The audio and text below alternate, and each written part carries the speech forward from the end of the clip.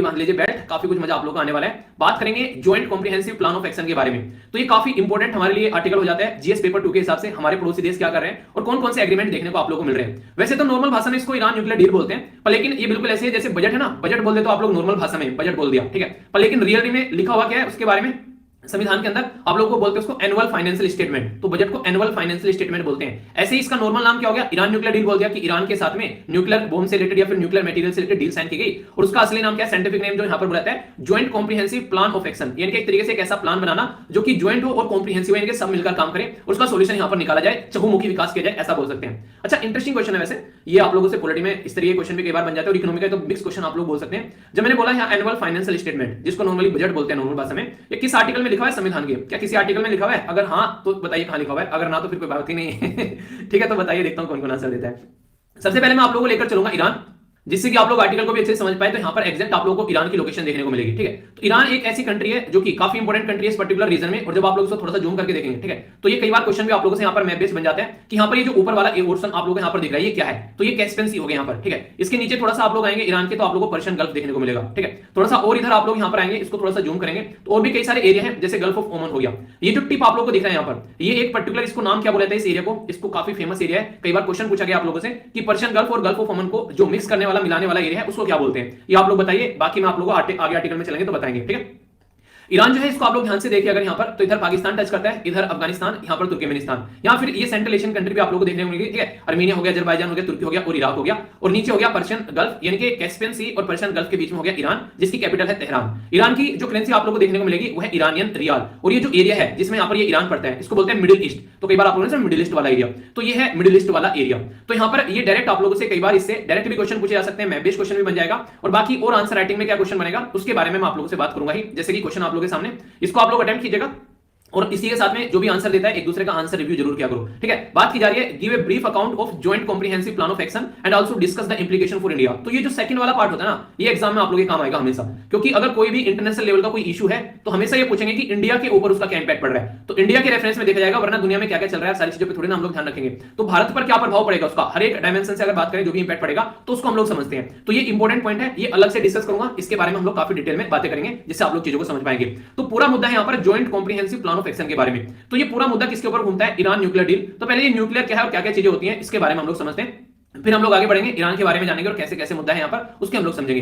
देखिए हुआ क्या है यहाँ पर, नॉर्मली अगर आप लोग समझोगे जैसे खेतों में से अगर बातें हम लोग करें, खेत में से गन्ना निकाल कर लेकर आते हैं, ठीक है, फिर उसको फैक्ट्री में लेकर जाते हैं तो उसको हम लोग पीस कर उसमें से क्या निकालते हैं, उसमें से हम लोग रस निकाल लेते हैं, और फिर उसको आगे निकल जाकर कोई चीनी बनाता है, उससे कोई गुड़ बनाता है, कोई शक्कर बनाता है, अलग अलग चीजें मटेरियल, और कोई रस निकाल कर पीता है, और कोई मेरे जैसा है तो क्या करता है गन्ने का रस निकालकर उसकी मतलब एक तरीके से क्या खीर भी बना देता है, ठीक है। किस किसने खाई है गन्ने के रस की खीर, बताइए तो उसकी खीर भी काफी स्वादिष्ट लगती है, शायद आप लोगों ने खाई होगी, खाई आप लोगों ने, नहीं खाइए तो बताना, किस दिन मैं पार्टी रखूंगा सबको बुलाऊंगा, ठीक है। तो इसी तरीके से यहाँ पर यूरेनियम निकाला जाता है, यूरेनियम की माइनिंग की जाती है, तो माइनिंग की जाती है तो कुछ ऐसा मेटेरियल लिखता है और फिर इसकी मिलिंग यानी कि इसको पीसा जाता है, पीसने के बाद में ऐसा हो जाता है और फिर इसको कंजर्व करके रखा जाता है। तो ये जो यहाँ पर यूरेनियम है ये आप लोगों को इस फॉर्म में देखने को मिलेगा नॉर्मली, जो येलोइश मटेरियल रहता है। ये जो येलोइश मटेरियल रहता है अगर नॉर्मल भाषा में आप लोग इसको देखो तो जैसे आप लोगों ने देखा नहीं है घरों में जो दूध निकालने की जो रही होती है, जब उसको घुमाते हैं तो क्या होता है उसमें से जो घी है वो बिल्कुल सेंटर में जम जाता है और जो दूध है वो साइड में निकल जाता है। नहीं एक तरीके से दूध और घी जो एक तरीके से अलग अलग हो जाते हैं, यानी कि छाछ और जो घी है वो अलग हो गया दूध में से, ऐसा आप लोग बोल सकते हैं। ऐसा ही कुछ कॉन्सेप्ट आप लोगों को देखने को मिलेगा, तो बिल्कुल भी रटना नहीं है, समझ लोगे तो लंबे समय तक याद रख पाओगे।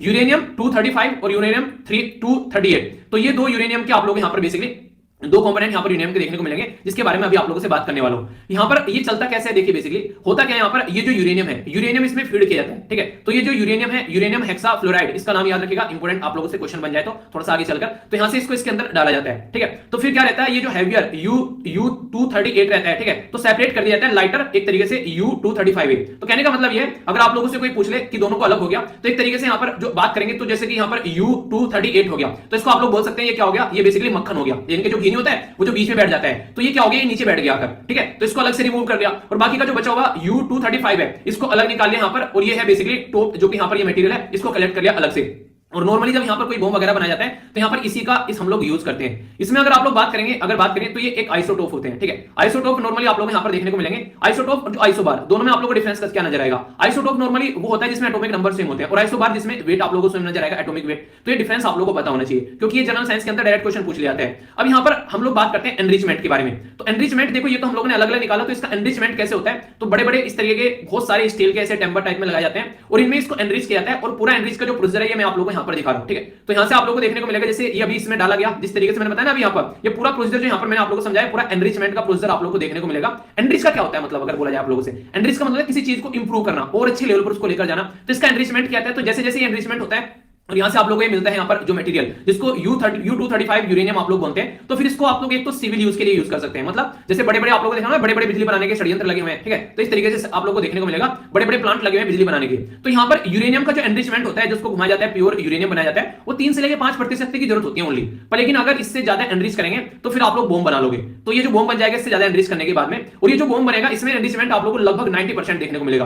यानी कि बिजली बनाने के लिए आप लोगों को ओनली 3 से 5 के बीच में आप लोगों को जरूरत है। और जो निकल कर आता है यहाँ पर जो रॉ मटेरियल रहता है, वो मैंने बोला खेतों से निकाल कर लेकर आते हैं, तो जो खेतों से निकल कर आते हैं ये बहुत ही कम एनरिच रहता है। पर लेकिन इसमें ऐसा नहीं, इसको मतलब एक तरीके से नहीं, आप लोग रॉ मटेरियल निकाल लेते हैं, उसमें से फिर माल निकालना है बाहर, वो वाला मुद्दा है।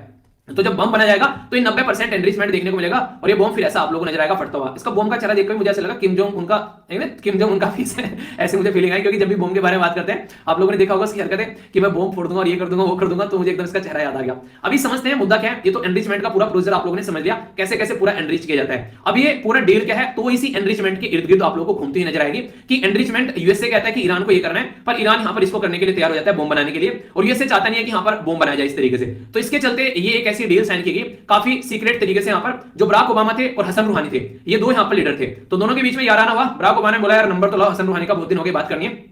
तो हसन रूहानी का नंबर मिला, इसने बोला और भाई क्या हाल है? इसने बोला यार हाल तो ठीक ठाक है, तुम सुनाओ क्या चल रहा है? तो हसन रूहानी भाई साहब बोलते हैं कि यार देखो कुछ सॉल्यूशन किया जा सकता है क्या? बराक ओबामा बोलते हैं यार मैं भी वही सोच रहा हूं जो तुम सोच रहे हो। तो दोनों ने मिलकर बात की, तो बात करने के बाद में पता चला कि दोनों का सेम ही टाइप की थिंकिंग प्रोसीजर है। तो दोनों एक ही काम करना चाहते हैं। ईरान भी चाहता है कि वो यहाँ पर अपनी कंट्री की इकोनॉमी को बढ़ाए, ईरान भी चाहता है कि यहाँ पर लोगों को जॉब एक तरीके से जॉब मिले, ईरान भी चाहता है कि यहाँ पर इन्फ्लेशन जो है वो काफी कम हो जाए, ईरान भी चाहता है इसके ऊपर जो सैंक्शन लगे हुए वो कम हो जाए, और यूएसए चाहता है कि ये बम न बनाए। तो दोनों के बीच में डील साइन की गई, यहाँ पर काफी सीक्रेट तरीके से ये डील को आगे लेकर चले। तो दोनों मिले, फिर चलो यार पार्टी करते हैं, मिलते हैं, तो दोनों ने डील साइन कर ली। पर लेकिन जब यहाँ पर इनका डील का ये प्रोसीजर चल रहा था, उसी टाइम पर कहीं और आग लग रही थी, और वो आग लग रही थी बेसिकली कहां पर, ये है डोनाल्ड ट्रंप। तो डोनाल्ड ट्रंप के दिल में आग लग रही थी, उसको ये सारी चीजें पसंद नहीं आ रही थी। उसको पसंद न आने के बेसिकली कई सारे रीजन आप लोग बोल सकते हैं। एक तो इजराइल के साथ में जो रिलेशन है यहाँ पर यूएसए के, वो काफी बड़ा रोल प्ले करते हैं यहाँ पर। तो उसके चलते यहाँ पर खासकर डोनाल्ड ट्रंप है वो बिजनेसमैन प्रवृत्ति के आदमी है, और इजराइल के काफी सारे ह्यूज इन्वेस्टमेंट यूएसए के अंदर देखने को मिलते हैं। और जो ओबामा की पार्टी है वो है डेमोक्रेटिक पार्टी, और जो यहाँ पर डोनाल्ड ट्रंप की पार्टी है रिपब्लिकन पार्टी है। तो इनका भी एक अलग ही रवैया रहता है। मतलब डेमोक्रेटिक पार्टी जो है थोड़ा लिबरल रवैया रखती है ईरान की तरफ को, और जो ओबामा की पार्टी यहाँ पर ये बेसिकली जो लिबरल पार्टी है यहाँ पर, ये इसकी थोड़ा सा मतलब रिपब्लिकन पार्टी है थोड़ा सा अलग रवैया रखती है इनकी तरफ को। तो डील साइन की गई जैसे तैसे यहाँ पर लेकर, तो उसी के साथ में यहाँ पर फिर क्या हुआ, ओबामा साहब जो है यहाँ पर इनकी पार्टी हार गई, इनकी पार्टी हारी, तो फिर पावर में आ गए यहाँ पर डोनाल्ड ट्रंप साहब। सबसे पहले आते इन्होंने बोला कि पहले इसको साइड में करते हैं, ठीक है। तो इन्होंने आते सबसे पहले ईरान न्यूक्लियर डील से बाहर निकल गए। तो ये काफी ज्यादा झटका लगा ईरान को, यार ये क्या हो गया। और सबसे बड़ा झटका उनको लगा जो शादी में गए हुए थे, बेसिकली शादी में गए थे, मतलब कि जब ये डील साइन हुई तो अकेला ईरान तो यहाँ पर था नहीं, और भी कई सारे यार दोस्त रिश्तेदार थे। तो जो यार दोस्त रिश्तेदार थे उनको काफी बड़ा झटका लगा। अब ये यार दोस्त रिश्तेदार कौन कौन थे? तो ये थे P5+1, इंपॉर्टेंट है याद रखिएगा। China, France, Germany, Russia, UK, United state, और इसी के साथ में यूरोपियन यूनियन, जिसको शॉर्ट फॉर्म में आप लोग ईयू बोलते हैं। तो शादी में ये भी गए थे। 2013 से लेकर 2015 तक काफी लंबा एक प्रोसीजर चला।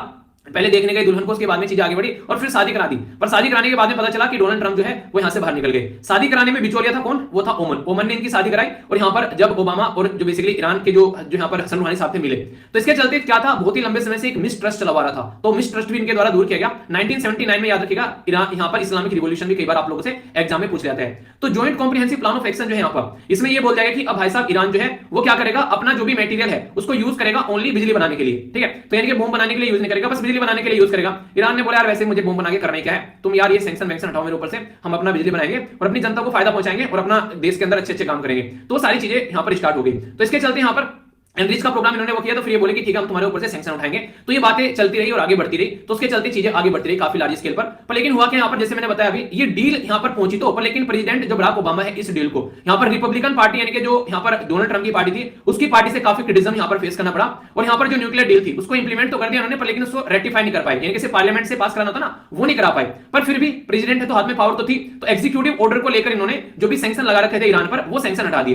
तो इन्होंने क्या काम किया, डील वैसे तो पास करा नहीं पाए पार्लियामेंट से, पर लेकिन जो सैंक्शन थे वो सैंक्शन इन्होंने यहां से हटा दिए, एक तरीके से उनको शांत कर दिया। तो ये बात जो थी डोनाल्ड ट्रंप की पार्टी को पसंद नहीं आई और इन्होंने इसको पूरा इलेक्शन का मुद्दा भी बनाया, जिसके चलते इनको काफी फायदा भी हुआ इसका। तो डोनाल्ड ट्रंप जो है वो प्रेसिडेंट बन गए और इन्होंने बोला ये काफी हॉरिबल और वन साइडेड डील है और मैं इसमें से बाहर निकलूंगा, ठीक है। तो डोनाल्ड ट्रंप जो थे वो यहां पर इस डील को बोलने लगे कि ये बिल्कुल अखंड गुनहगार डील है और मैं इस डील का पार्ट नहीं बनूंगा। तो वो इससे तुरंत यहां पर बाहर निकल गए। तो जैसे यहां पर बाहर निकले, अब भाई साहब जो शादी में गए थे यूरोपियन यूनियन और जो उसके अलाई मेंबर शादी में गए थे, यानी शादी में उनको लगा यार ये तो शादी मतलब टूट गई, ये तो मजा नहीं यार, हम तो मतलब शादी में गए थे। हालांकि आज की डेट में अलग है, वो आज की डेट में दुनिया खुश होती है अगर कुछ ऐसी हरकतें देखने को मिलती है तो यहां पर इसके चलते इनके द्वारा ये बोला गया यूएसए के द्वारा कि यार ये तो बिल्कुल गलत बात है, क्योंकि डील जो है वो साइन की गई थी सबके साथ मिलकर और तुम अकेले बाहर कैसे निकल गए, मतलब जो दूसरी कंट्री बोल रही है यूएसए को, ठीक है, अकेले बाहर कैसे निकल गए। और इंटरनेशनल जो एटॉमिक एनर्जी एजेंसी है उसकी देखरेख में काम होता है अच्छे से कि हां बिल्कुल सही काम चल रहा है सारा। यानी कहने का मतलब यहां पर यह है कि जो यूएसए के द्वारा सैंक्शन लगा दिए गए यहां पर ईरान के ऊपर और अपने आप ही आनन फानन में बाहर निकल गया, तो जो दूसरी कंट्री थी वो भी गुस्सा हो गए, यार ये तो कोई बात नहीं हुई, मतलब सामने वाला जो है वो सारे काम कर रहा है ईरान अच्छे से और तुम डील से बाहर निकल गए। तो इसके चलते यहां पर दिक्कतें देखने को मिली। तो यूएसए ने क्या किया, फिर से सैंक्शन लगा दिए ईरान के बैंक के ऊपर सारे, यानी कि ईरान के जो भी फाइनेंशियल ट्रांजैक्शन थे वो रोक दिए। तो ईरान भाई साहब सदमे में आ गया। तो ईरान गया इन कंट्री के पास में, यार देखो तुमने डील साइन करवाई थी, उन्हें कहते हैं जब शादी टूटने लगते तो बिचौलियों को बुलाते हैं। तो बिचौलियों के पास में गया कि बताओ यार अब क्या करना है। तो ये E3 कंट्री है जिसमें फ्रांस, जर्मनी और यूके आता है, इन्होंने बोला कि तेरे लिए कुछ ना कुछ सॉल्यूशन करेंगे। तो ये जो सॉल्यूशन किया गया वो सॉल्यूशन काफी इंपॉर्टेंट है और ये क्वेश्चन की फॉर्म में भी पूछा जाता है कई बार। इसको बोलते हैं यहां पर INSTEX, ठीक है। तो INSTEX सॉरी यार गला पकड़ने लगता है कई बार। तो यहाँ पर INSTEX है, यहाँ पर इसके बारे में भी आप लोगों से बात करूंगा। तो स्पेशल पर्पज व्हीकल बनाया कि ठीक है यार वो तुम्हारे बैंक पर अगर यहाँ पर एक तरीके से सैंक्शन लगा रहा है और बोल रहा है हमारा डॉलर आप लोगों को यूज नहीं करना है, और अगर कोई और भी यहाँ पर अगर कोशिश करेगा ईरान के साथ में रिलेशन बनाना उसके ऊपर भी सैंक्शन लगाएगा अगर कोई बैंकिंग ट्रांजेक्शन करेगा। तो ये दादागिरी चलाता है ऐसी जगह, आप लोग ऐसा बोल सकते हैं, मतलब ताकतवर है तो कुछ भी करेगा। तो ये चीज आप लोगों को देखने को मिलेगी। तो यहाँ पर जो E3 कंट्री है उन्होंने सोल्यूशन ढूंढ लिया। सोल्यूशन तो हर एक चीज का है। तो उन्होंने instrument in support of trade exchange, जिसको INSTEX याद रखिएगा, instrument in support of trade exchange, यानी कि एक इंस्ट्रूमेंट बनाया जो कि इनके ट्रेड को सपोर्ट करेगा और बिना इनका बैंकिंग सिस्टम को यूज किए, यानी कि ना पैसा कहीं जाएगा ना बैंकिंग सिस्टम यूज होगा, तो फिर कैसे काम चलेगा समझ लेते हैं। जैसे ईरान जो है वो यूरोपियन जो कंपनीज है उनको अपना तेल या फिर जो भी सामान है उसके पास में वो एक्सपोर्ट करेगा, ठीक है। अब ये कंपनी जो है यहाँ पर जिनके पास में यहाँ पर ये सामान जाएगा, ये क्या करेंगे यहाँ पर यूरोपियन यूनियन के अंदर जो भी बैंक है, ठीक है, तो वहां पर उसमें इनका एक्सचेंज चलेगा, वहां पर पैसा जाएगा और वहां से एक तरीके से क्या करेंगे, मान लीजिए इन्होंने क्या किया, जो यहाँ पर तेल गया तो तेल के पैसे तो देने इनको, तो तेल के पैसे न देकर ये क्या करेंगे, इसके बदले में यहाँ पर ये बेसिकली इंपोर्ट करेंगे यहाँ पर मेडिसिन वगैरह या फिर जो भी गुड्स वगैरह है, यानी कि पैसे में काम ही खत्म हो गया एक तरीके से। ये INSTEX जो है आप लोग मोटे मोटे तौर पर बोलो तो बार्टर सिस्टम हो गया। बार्टर सिस्टम मतलब बार्टर सिस्टम वही सिस्टम है कि एक तरीके से एक इंसान के पास में है आलू और दूसरे के पास में टमाटर या फिर एक के पास में छोले भी, ठीक है, तो तीनों मिल जाओ, आलू टमाटर छोले बना लो भाई साहब, जो भी सुटेबल लगे आप लोगों को खाओ मजे में। तो कहने का मतलब ये कि एक दूसरे के साथ में शेयर कर लेना, करेंसी का यूज ना करना, अपनी जो कमोडिटी है उसी को करेंसी बना देना कि मेरे पास में ये है तुम ये ले लो और मुझे वो दे दो। तो वो सिस्टम यहां पर इनके द्वारा यूज करने की कोशिश की गई। पर लेकिन यार ऐसा सिस्टम यूज करते हैं ना उसकी लिमिटेशन होती है, ठीक है, क्योंकि पता चला आप लोगों के पास में आलू है, सामने वाले को तो टमाटर नहीं चाहिए, ठीक है, उसको तो पराठे बनाने हैं उन आलू के, तो वो आप लोग के टमाटर का क्या करेगा, तो ये दिक्कतें देखने को मिल जाएगी। तो इससे चलते यहाँ पर ऐसे कुछ फंडा देखने को मिला E3 की जो EU की जो यहाँ पर ये कहीं ना कहीं जो सिस्टम था ये फेल होता हुआ नजर आया और इसके चलते यहाँ पर काफी ज्यादा दिक्कतें देखने को मिली तेहरान को। अब यहाँ पर इसको यार ये लगा यार मैंने तो कुछ किया भी नहीं है और ये सारे लपेट के बैठ गए मुझे, यानी कि एक तरीके से यहाँ पर यूरोपियन यूनियन देखता रहा दूर से, और यहाँ पर पहले बराक ओबामा थे, फिर डोनाल्ड ट्रंप थे, अब जो बाइडेन भी यहाँ पर आ गए। तो यहाँ पर ईरान की खस्ताई हालत रही। अच्छा, ईरान की जो प्रेजेंट टाइम पे प्रेसिडेंट है इनका नाम पता है आप लोगों को? चलिए बताइए, देखता हूँ किस को पता है, तो इसके बारे में आप लोगों को पता होना चाहिए। तो ईरान ने क्या किया, ईरान बोला कि ठीक है तुम अगर ये हरकतें कर रहे हो तो भाई साहब अब हम लोग अपनी बिजली तो बनाएंगे और इससे बम भी बनाएंगे, अब तुमको खाड़ना है जो खाड़ लेना, हम इस पे बम बनाना स्टार्ट करेंगे। तो इन्होंने बम की तरफ को बढ़ना स्टार्ट कर दिया। तो यहाँ पर फिर ईरान के ऊपर और ज्यादा सैंक्शन लगाने स्टार्ट कर दिए। डोनाल्ड ट्रंप का ये मानना था कि जितने सैंक्शन लगा दो इतने सैंक्शन लगा दो कि सामने वाला टूट जाए। तो ये हरकतें डोनाल्ड ट्रंप के द्वारा की गई। तो डोनाल्ड ट्रंप के द्वारा इसलिए दुनिया भर के सैंक्शन जो थे वो यहाँ पर ईरान के ऊपर इंपोज कर दिए ताकि ईरान को जो है वो ब्रेक डाउन किया जा सके। ऐसी हरकतें डोनाल्ड ट्रंप के द्वारा की गई और यही सारी चीजें देखते हुए ईरान भी एक तरीके से अपने पर आगे होने के सामने वाला अड़ जाए। तो जब इंसान जब घूम जाता है सर कि यार इसने तो हद ही कर दी, बदतमीजी किया जा रहा है, तो फिर सामने वाला भी आकर अड़ जाता है कि अब देखता हूं तू क्या करेगा। तो ईरान भी अड़ गया। तो अड़ गया ईरान भी। तो तब से चल के फिर यहाँ पर जब फिर से जब ये अड़े रहे 4 साल तक, यानी कि 2016 से लेके 2020 तक यहाँ पर जो अभी डोनाल्ड ट्रंप एंजॉय करके गए प्रेसिडेंट की कुर्सी, तो फिर यहाँ पर जो बाइडेन आ गए। अब जो बाइडेन जो है वो इस डील को थोड़ा आगे लेकर चलना चाहते हैं, पर लेकिन इनका बिल्कुल ऐसा मुद्दा चल रहा है जैसे नहीं कोई स्टार्टिंग में मिलता है कर स्टार्टिंग में मिलता है नहीं कोई रिश्ता बनाना है किसी को एक दूसरे के साथ में कि हाँ चलो ठीक है लड़का लड़की बात कर लें, तो दोनों खड़े हुए हैं लड़का लड़की आपस में, लड़की सोच रही है पहले लड़का कुछ बोलेगा और लड़का सोच रहा है पहले लड़की कुछ बोलेगी, दोनों बात ही नहीं कर रहे हैं। कुछ ऐसा माहौल देखने को मिल रहा है। मतलब ईरान चाहता है कि इसके ऊपर से पहले सैंक्शन हट जाए, तो ये पहले यहाँ पर इसको जो एनरिचमेंट करना स्टार्ट किया तब इसको कम करे। यूएसए चाहता है पहले एनरिचमेंट करना कम कर दे तो फिर मैं इसके ऊपर से सैंक्शन हटाऊं। अरे भाई साहब दोनों मिलकर बैठ जाओ ना, क्या फालतू की बातें कर रहे हो यार, बच्चों वाली बातें। अरे दोनों मिलकर बोलो कि एक साथ कर लेते हैं, ठीक है।